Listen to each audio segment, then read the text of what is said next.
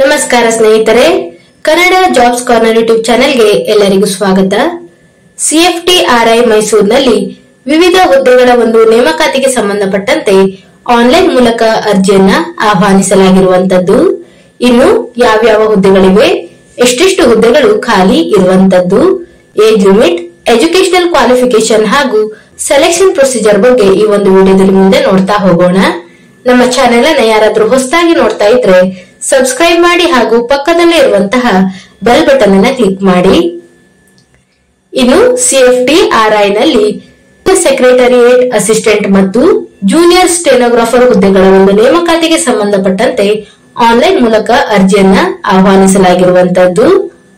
ಇನ್ನು ಈ ಒಂದು ಹುದ್ದೆಗಳಿಗೆ ಆನ್ಲೈನ್ ಮೂಲಕ ಅರ್ಜಿ ಸಲ್ಲಿಸಲು ಪ್ರಾರಂಭ ದಿನಾಂಕ ಏಪ್ರಿಲ್ 7, 2025ರಿಂದ ಮೇ 7, 2025ರವರೆಗೆ ಅಭ್ಯರ್ಥಿಗಳಿಗೆ ಅರ್ಜಿ ಸಲ್ಲಿಸಲು ಅವಕಾಶ ಇರುವಂತದ್ದು. ಇನ್ನು ಯಾವ್ಯಾವ ಹುದ್ದೆಗಳಿವೆ ಮತ್ತು ಎಷ್ಟೆಷ್ಟು ಹುದ್ದೆಗಳು ಖಾಲಿ ಇದೆ ಅಂತ ನೋಡ್ತಾ ಹೋಗೋದಾದ್ರೆ, ಮೊದಲನೇದಾಗಿ ಜೂನಿಯರ್ ಸೆಕ್ರೆಟರಿಯೇಟ್ ಅಸಿಸ್ಟೆಂಟ್. ಈ ಒಂದು ಹುದ್ದೆಗೆ ನೋಡೋದಾದ್ರೆ, ಜೂನಿಯರ್ ಸೆಕ್ರೆಟರಿಯೇಟ್ ಅಸಿಸ್ಟೆಂಟ್ ಜನರಲ್ ನಲ್ಲಿ ಒಟ್ಟು 4 ಹುದ್ದೆಗಳು ಖಾಲಿ ಇರುವಂತದ್ದು. UR ಕ್ಯಾಟಗರಿಯಲ್ಲಿ 2, EWS ನಲ್ಲಿ 1 ಮತ್ತು OBC ನಾನ್ ಕ್ರೀಮಿ ಲೇಯರ್ ನಲ್ಲಿ 1 ಹುದ್ದೆ ಖಾಲಿ ಇರುವಂತದ್ದು. ಇನ್ನು JSA F&A ನಲ್ಲಿ ಒಟ್ಟು 4 ಹುದ್ದೆಗಳು ಖಾಲಿ ಇರುವಂತದ್ದು. UR ಕ್ಯಾಟಗರಿಯಲ್ಲಿ 2, OBC ಯಲ್ಲಿ 2 ಹುದ್ದೆಗಳು ಖಾಲಿ ಇದೆ. ಇನ್ನು JSA S&P ಯಲ್ಲಿ ಒಟ್ಟು 2 ಹುದ್ದೆಗಳು ಖಾಲಿ ಇದೆ. SC ಯಲ್ಲಿ 1 ಮತ್ತು OBC ಯಲ್ಲಿ 1 ಹುದ್ದೆ ಖಾಲಿ ಇರುವಂತದ್ದು. ಇನ್ನು ಈ ಒಂದು ಹುದ್ದೆಗಳಿಗೆ ವೇತನ ಶ್ರೇಣಿಯನ್ನ ನೋಡೋದಾದ್ರೆ, ಲೆವೆಲ್ 2 ನಲ್ಲಿ ಸ್ಯಾಲರಿಯನ್ನ ಪೇ ಮಾಡಲಾಗುತ್ತದೆ. 19,900ರಿಂದ 63,200ರವರೆಗೆ ಸ್ಯಾಲರಿ ಇರುವಂತದ್ದು. ಇನ್ನು ಈ ಒಂದು ಹುದ್ದೆಗಳಿಗೆ ಗರಿಷ್ಠ ವಯೋಮಿತಿಯನ್ನ ನೋಡೋದಾದ್ರೆ, 28 ವರ್ಷದ ಒಳಗಿನ ಎಲ್ಲಾ ಅಭ್ಯರ್ಥಿಗಳು ಅರ್ಜಿಯನ್ನು ಸಲ್ಲಿಸಬಹುದು. ಇನ್ನು ಎರಡನೇದಾಗಿ ಸ್ಟೆನೋಗ್ರಾಫರ್. ಈ ಒಂದು ಹುದ್ದೆಗೆ ನೋಡೋದಾದ್ರೆ ಒಟ್ಟು 6 ಹುದ್ದೆಗಳು ಖಾಲಿ ಇರುವಂತದ್ದು. UR ನಲ್ಲಿ 1, SC ಯಲ್ಲಿ 1 ಮತ್ತು OBC ಯಲ್ಲಿ 1 ಹುದ್ದೆ ಖಾಲಿ ಇರುವಂತದ್ದು. ಹಾಗೂ ಬ್ಯಾಕ್ಲಾಗ್ ನಲ್ಲಿ ಒಟ್ಟು 3 ಹುದ್ದೆಗಳು ಖಾಲಿ ಇರುವಂತದ್ದು. ಇನ್ನು ಈ ಒಂದು ಹುದ್ದೆಗಳಿಗೆ ವೇತನ ಶ್ರೇಣಿಯನ್ನು ನೋಡೋದಾದ್ರೆ, ಲೆವೆಲ್ 4 ನಲ್ಲಿ ಸ್ಯಾಲರಿಯನ್ನ ಪೇ ಮಾಡಲಾಗುವಂತದ್ದು. 25,500ರಿಂದ 81,100ರವರೆಗೆ ಸ್ಯಾಲರಿ ಇರುವಂತದ್ದು. ಇನ್ನು ಈ ಒಂದು ಹುದ್ದೆಗಳಿಗೆ ಗರಿಷ್ಠ ವಯೋಮಿತಿಯನ್ನು ನೋಡೋದಾದ್ರೆ, 27 ವರ್ಷದ ಒಳಗಿನ ಎಲ್ಲಾ ಅಭ್ಯರ್ಥಿಗಳು ಅರ್ಜಿಯನ್ನು ಸಲ್ಲಿಸಬಹುದಾಗಿರುತ್ತದೆ. ಇನ್ನು ಈ ಹುದ್ದೆಗಳಿಗೆ ಸಂಬಂಧಪಟ್ಟಂತೆ ಎಜುಕೇಶನಲ್ ಕ್ವಾಲಿಫಿಕೇಶನ್ ಬಗ್ಗೆ ನೋಡ್ತಾ ಹೋಗೋದಾದ್ರೆ, ಜೂನಿಯರ್ ಸೆಕ್ರೆಟರಿಯೇಟ್ ಅಸಿಸ್ಟೆಂಟ್ ಈ ಒಂದು ಹುದ್ದೆಗಳಿಗೆ ಎಜುಕೇಶನಲ್ ಕ್ವಾಲಿಫಿಕೇಶನ್ ಅನ್ನು ನೋಡೋದಾದ್ರೆ, PUC ಯನ್ನು ಪಾಸ್ ಆದಂತ ಅಭ್ಯರ್ಥಿಗಳು ಈ ಹುದ್ದೆಗಳಿಗೆ ಅರ್ಜಿಯನ್ನು ಸಲ್ಲಿಸಬಹುದು. ಜೊತೆಗೆ ಕಂಪ್ಯೂಟರ್ ಟೈಪಿಂಗ್ ಸ್ಪೀಡ್ ಅನ್ನು ಸಹ ಹೊಂದಿರಬೇಕಾಗಿರುತ್ತದೆ.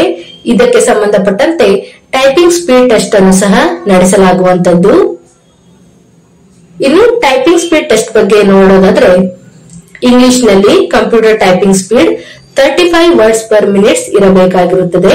ಅಂದರೆ 1 ನಿಮಿಷಕ್ಕೆ 35 ಇಂಗ್ಲಿಷ್ ವರ್ಡ್ಗಳ ಒಂದು ಟೈಪಿಂಗ್ ಸ್ಪೀಡ್ ಅನ್ನ ಹೊಂದಿರಬೇಕು.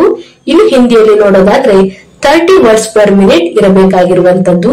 ಅಂದರೆ ಪ್ರತಿ ನಿಮಿಷಕ್ಕೆ 30 ಹಿಂದಿ ವರ್ಡ್ಸ್ ಗಳನ್ನ ಟೈಪಿಂಗ್ ಸ್ಪೀಡ್ ಅನ್ನ ಹೊಂದಿರಬೇಕು.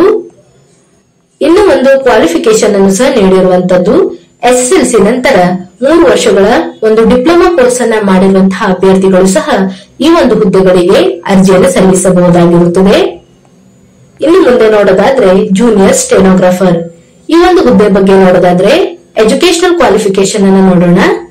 PUC ಆದಂತ ಅಭ್ಯರ್ಥಿಗಳು ಅರ್ಜಿಯನ್ನ ಸಲ್ಲಿಸಬಹುದಾಗಿರುತ್ತದೆ. ಜೊತೆಗೆ ಸ್ಟೆನೋಗ್ರಫಿಯಲ್ಲಿ ಒಂದು ಪ್ರೊಫಿಷಿಯನ್ಸಿಯನ್ನು ಸಹ ಹೊಂದಿರಬೇಕು. ಇನ್ನು ಸ್ಕಿಲ್ ಟೆಸ್ಟ್ ಬಗ್ಗೆ ನೋಡೋದಾದ್ರೆ, 10 ನಿಮಿಷಗಳ ಒಂದು ಡಿಕ್ಟೇಷನ್ ಇರುವಂತದ್ದು.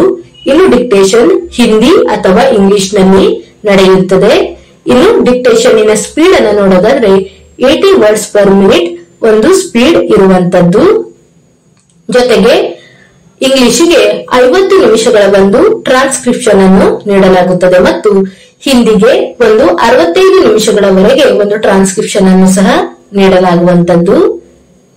ಇನ್ನು ಈ ಒಂದು ಹುದ್ದೆಗಳಿಗೆ ಏಜ್ ಲಿಮಿಟ್ ಅನ್ನ ನೋಡ್ತಾ ಹೋಗೋದಾದ್ರೆ ಎಸ್ಸಿ ಮತ್ತು ಎಸ್ಟಿ ಕ್ಯಾಟಗರಿಯ ಅಭ್ಯರ್ಥಿಗಳಿಗೆ 5 ವರ್ಷಗಳವರೆಗೆ ಏಜ್ ರಿಲ್ಯಾಕ್ಸೇಷನ್ ಅನ್ನ ನೀಡಲಾಗುತ್ತದೆ.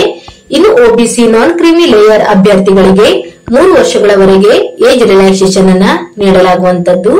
ಇನ್ನು ಫಿಸಿಕಲ್ ಹ್ಯಾಂಡಿಕ್ಯಾಪ್ ಇರುವಂತಹ ಅಭ್ಯರ್ಥಿಗಳಿಗೂ ಸಹ ಅವರ ಒಂದು ಕೆಟಗರಿಗೆ ಸಂಬಂಧಪಟ್ಟಂತೆ ಏಜ್ ರಿಲ್ಯಾಕ್ಸೇಷನ್ ಅನ್ನ ನೀಡಲಾಗಿರುವಂತದ್ದು.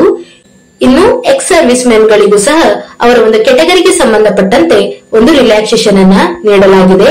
ಇನ್ನು ವಿಧವೆಯಾಗಿರುವ ಮತ್ತು ವಿಚ್ಛೇದಿತೆಯಾಗಿರುವಂತಹ ಒಂದು ಮಹಿಳಾ ಅಭ್ಯರ್ಥಿಗಳಿಗೂ ಸಹ ಅವರ ಒಂದು ಕೆಟಗರಿಗೆ ಸಂಬಂಧಪಟ್ಟಂತೆ ಏಜ್ ರಿಲ್ಯಾಕ್ಸೇಷನ್ ಅನ್ನ ನೀಡಲಾಗಿರುವಂತದ್ದು. ಇನ್ನು ಸೆಲೆಕ್ಷನ್ ಪ್ರೊಸೀಜರ್ ಬಗ್ಗೆ ನೋಡ್ತಾ ಹೋಗೋದಾದ್ರೆ ಮೊದಲನೇದಾಗಿ ಜೂನಿಯರ್ ಸೆಕ್ರೆಟರಿಯೇಟ್ ಅಸಿಸ್ಟೆಂಟ್ ಈ ಒಂದು ಹುದ್ದೆಗಳಿಗೆ ನೋಡೋದಾದ್ರೆ ಮೊದಲನೇದಾಗಿ ರಿಟರ್ನ್ ಎಕ್ಸಾಮ್ ಇರುವಂತದ್ದು. ರಿಟರ್ನ್ ಎಕ್ಸಾಮ್ ನಲ್ಲಿ ಕ್ವಾಲಿಫೈ ಆದಂತಹ ಅಭ್ಯರ್ಥಿಗಳಿಗೆ ಟೈಪಿಂಗ್ ಟೆಸ್ಟ್ ಅನ್ನು ನಡೆಸಲಾಗುತ್ತದೆ. ಇನ್ನು ರಿಟರ್ನ್ ಎಕ್ಸಾಮ್ ಬಗ್ಗೆ ನೋಡೋದಾದ್ರೆ ಒಟ್ಟು 2 ಪೇಪರ್ ಇರುವಂತದ್ದು, ಪೇಪರ್ 1 ಮತ್ತು ಪೇಪರ್ 2 ಇರುವಂತದ್ದು. ಇನ್ನು ಸ್ಕೀಮ್ ಆಫ್ ಎಕ್ಸಾಮಿನೇಷನ್ ಬಗ್ಗೆ ನೋಡೋದಾದ್ರೆ OMR ಅಥವಾ ಕಂಪ್ಯೂಟರ್ ಬೇಸ್ಡ್ ಎಕ್ಸಾಮಿನೇಷನ್ ಇರುವಂತದ್ದು. ಎಲ್ಲಾ ಕ್ವಶನ್ಸ್ ಗಳು ಸಹ ಮಲ್ಟಿಪಲ್ ಚಾಯ್ಸ್ ಕ್ವಶನ್ಸ್ ಗಳು ಆಗಿರುತ್ತವೆ. ಇನ್ನು ಎಕ್ಸಾಮಿನೇಷನ್ ಇಂಗ್ಲಿಷ್ ಮತ್ತು ಹಿಂದಿಯಲ್ಲಿ ನಡೆಸಲಾಗುತ್ತದೆ. ಇನ್ನು ಕ್ವಶನ್ಸ್ ಗಳನ್ನ PUC ಮಟ್ಟದಲ್ಲಿ ಕೇಳಲಾಗುವಂತದ್ದು. ಒಟ್ಟು 200 ಕ್ವಶನ್ಸ್ ಗಳು ಇರುತ್ತವೆ ಮತ್ತು 2 ಗಂಟೆ 30 ನಿಮಿಷಗಳ ಒಂದು ಕಾಲಾವಕಾಶ ಎಕ್ಸಾಮಿನೇಷನ್ ನಲ್ಲಿ ನೀಡಲಾಗುವಂತದ್ದು. ಇನ್ನು ಪೇಪರ್ 1 ಬಗ್ಗೆ ನೋಡೋದಾದ್ರೆ ಒಟ್ಟು 90 ನಿಮಿಷಗಳ ಕಾಲಾವಕಾಶವನ್ನ ಪೇಪರ್ 1 ನಲ್ಲಿ ನೀಡಲಾಗುತ್ತದೆ. ಮೆಂಟಲ್ ಅಬಿಲಿಟಿಯ ಮೇಲೆ ಕ್ವಶನ್ಸ್ ಗಳನ್ನ ಕೇಳಲಾಗುವಂತದ್ದು. ಒಟ್ಟು 100 ಕ್ವಶನ್ಸ್ ಗಳು ಇರುತ್ತವೆ ಮತ್ತು 200 ಅಂಕಗಳು ಇರುವಂತದ್ದು. ಪ್ರತಿಯೊಂದು ಪ್ರಶ್ನೆಗೂ ಸಹ 2 ಅಂಕಗಳು ಇರುತ್ತವೆ. ಇನ್ನು ಪೇಪರ್ 1 ನಲ್ಲಿ ಯಾವುದೇ ರೀತಿಯಾದಂತಹ ನೆಗೆಟಿವ್ ಮಾರ್ಕಿಂಗ್ ಇರೋದಿಲ್ಲ. ಇನ್ನು ಎರಡನೇದಾಗಿ ಪೇಪರ್ 2 ಇವರ ಬಗ್ಗೆ ನೋಡ್ತಾ ಹೋಗೋದಾದ್ರೆ ಒಟ್ಟು 1 ಗಂಟೆಗಳ ಒಂದು ಕಾಲಾವಕಾಶವನ್ನ ಎಕ್ಸಾಮಿನೇಷನ್ ನಲ್ಲಿ ನೀಡಲಾಗುವಂತದ್ದು. ಜನರಲ್ ಅವೇರ್ನೆಸ್ ಮತ್ತು ಇಂಗ್ಲಿಷ್ ಲ್ಯಾಂಗ್ವೇಜ್ ಮೇಲೆ ಕ್ವಶನ್ಸ್ ಗಳನ್ನ ಕೇಳಲಾಗುತ್ತದೆ. ಜನರಲ್ ಅವೇರ್ನೆಸ್ ನಲ್ಲಿ 50 ಕ್ವಶನ್ಸ್ ಗಳು ಇರುವಂತದ್ದು. 150 ಅಂಕಗಳು ಇರುತ್ತವೆ. ಪ್ರತಿ ಪ್ರಶ್ನೆಗೂ ಸಹ 3 ಅಂಕಗಳು ಇರುವಂತದ್ದು.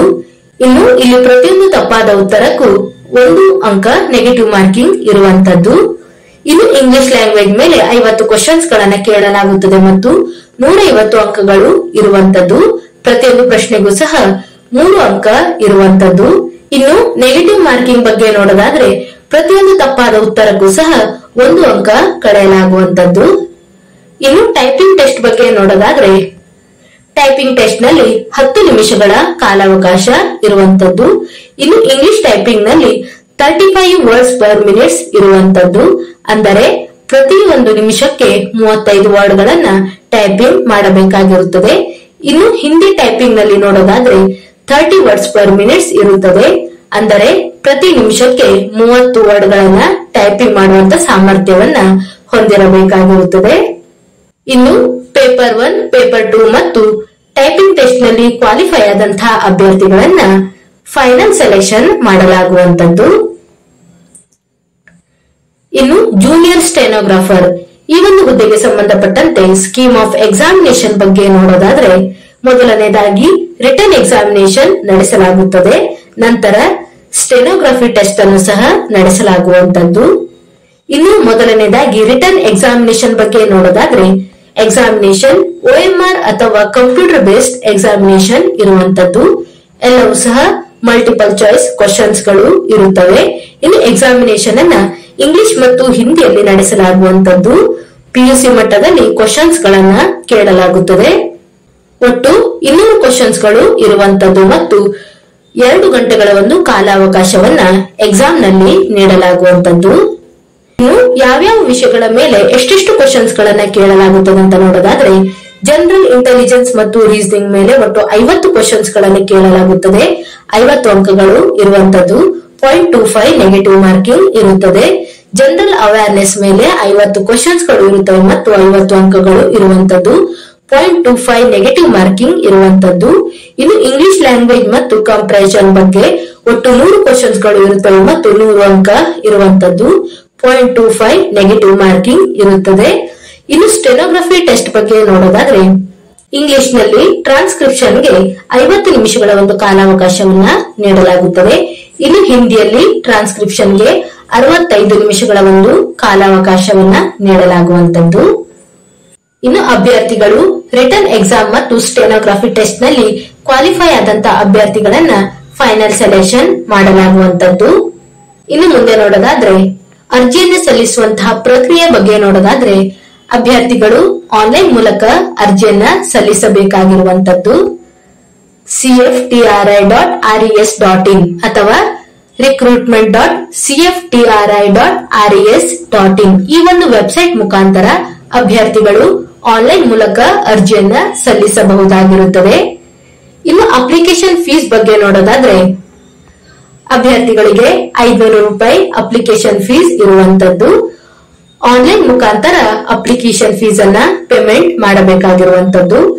ಎಸ್ಬಿಐ ಪೋರ್ಟಲ್ ಮುಖಾಂತರ ಆನ್ಲೈನ್ ಥ್ರೂ ಅಪ್ಲಿಕೇಶನ್ ಫೀಸ್ ಅನ್ನ ಪೇಮೆಂಟ್ ಮಾಡಬೇಕಾಗಿರುತ್ತದೆ. ಇನ್ನು SC ST ಫಿಸಿಕಲ್ ಹ್ಯಾಂಡಿಕ್ಯಾಪ್ ಇರುವಂತಹ ಮಹಿಳಾ ಅಭ್ಯರ್ಥಿಗಳು ಮತ್ತು ಎಕ್ಸ್ ಸರ್ವಿಸ್ ಮೆನ್ ಅಭ್ಯರ್ಥಿಗಳಿಗೆ ಯಾವುದೇ ರೀತಿಯಾದಂತಹ ಅಪ್ಲಿಕೇಶನ್ ಫೀಸ್ ಇರೋದಿಲ್ಲ. ಇವಿಷ್ಟು CFTRI ನಲ್ಲಿ ಕರೆದಿರುವಂತಹ ಜೂನಿಯರ್ ಸೆಕ್ರೆಟರಿಯೇಟ್ ಅಸಿಸ್ಟೆಂಟ್ ಮತ್ತು ಜೂನಿಯರ್ ಸ್ಟೆನೋಗ್ರಾಫರ್ ಹುದ್ದೆಗಳ ಒಂದು ನೇಮಕಾತಿಗೆ ಸಂಬಂಧಪಟ್ಟಂತಹ ಮಾಹಿತಿ ಆಗಿರುವಂತದ್ದು. ಈ ಒಂದು ವಿಡಿಯೋ ನಿಮಗೆ ಇಷ್ಟವಾಗಿದ್ದಲ್ಲಿ ಒಂದು ಲೈಕ್ ಮಾಡಿ, ಶೇರ್ ಮಾಡಿ ಹಾಗೂ ಸಬ್ಸ್ಕ್ರೈಬ್ ಮಾಡಿ. ಜೊತೆಗೆ ಪಕ್ಕದಲ್ಲೇ ಇರುವಂತಹ ಬೆಲ್ ಬಟನ್ ಅನ್ನು ಕ್ಲಿಕ್ ಮಾಡಿ. ಏನಾದರೂ ಡೌಟ್ಸ್ ಇದ್ದರೆ ಕಮೆಂಟ್ ಬಾಕ್ಸಿನಲ್ಲಿ ಕಮೆಂಟ್ ಮಾಡಿ. ಇನ್ನೂ ಹೆಚ್ಚಿನ ಮಾಹಿತಿಗಾಗಿ ನಮ್ಮ ಚಾನೆಲ್ ಅನ್ನು ಸಬ್ಸ್ಕ್ರೈಬ್ ಮಾಡಿ.